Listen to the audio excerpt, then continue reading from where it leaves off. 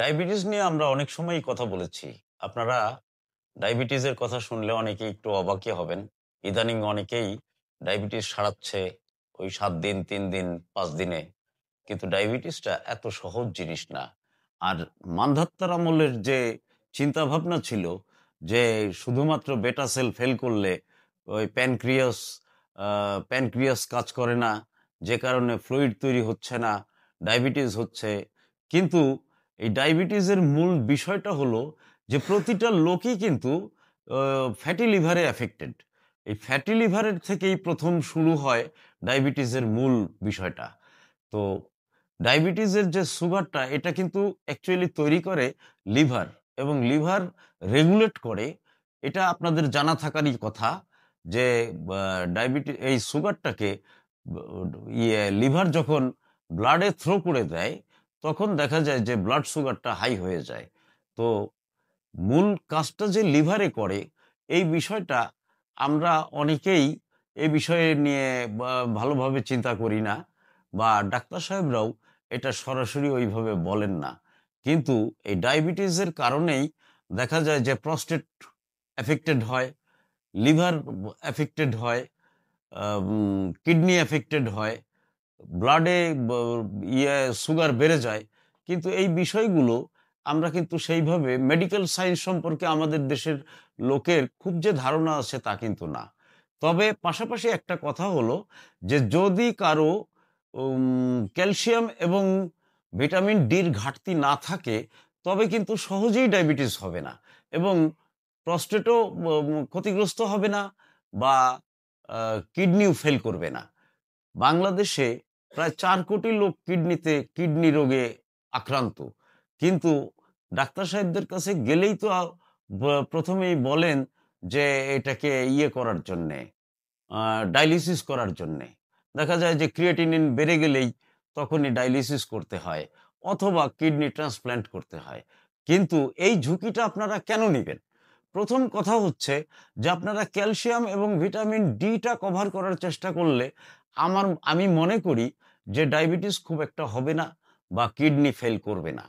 কিন্তু সেই বিষয়টা আপনারা ১ম দিকে যদি গুরুত্ব না দেন, পরবর্তীতে এমন একটা স্টেজে চলে যাওয়ার পরে যদি ট্রিটমেন্ট করতে যান, তখন আপনার জন্যে ব্যয়বহুলও হবে এবং আ এটা সারাতেও কষ্ট হবে এবং অথবা শেষ পর্যন্ত কিডনি ফেল করলে ডায়ালিসিস করতে, করতে একটা লোককে মৃত্যুর সামনে এগিয়ে যেতে হবে।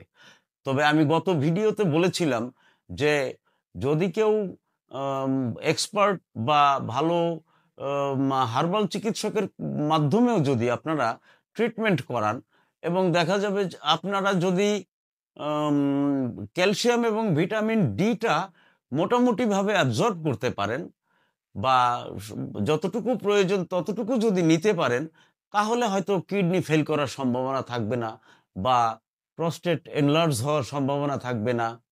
আ পাশাপাশি আ হাই প্রেশার হবে না। কারণ কিডনির সঙ্গে হাই প্রেশারের একটা বড় সম্পর্ক রয়েছে। এই প্রস্টেটের সঙ্গে বড় সম্পর্ক রয়েছে।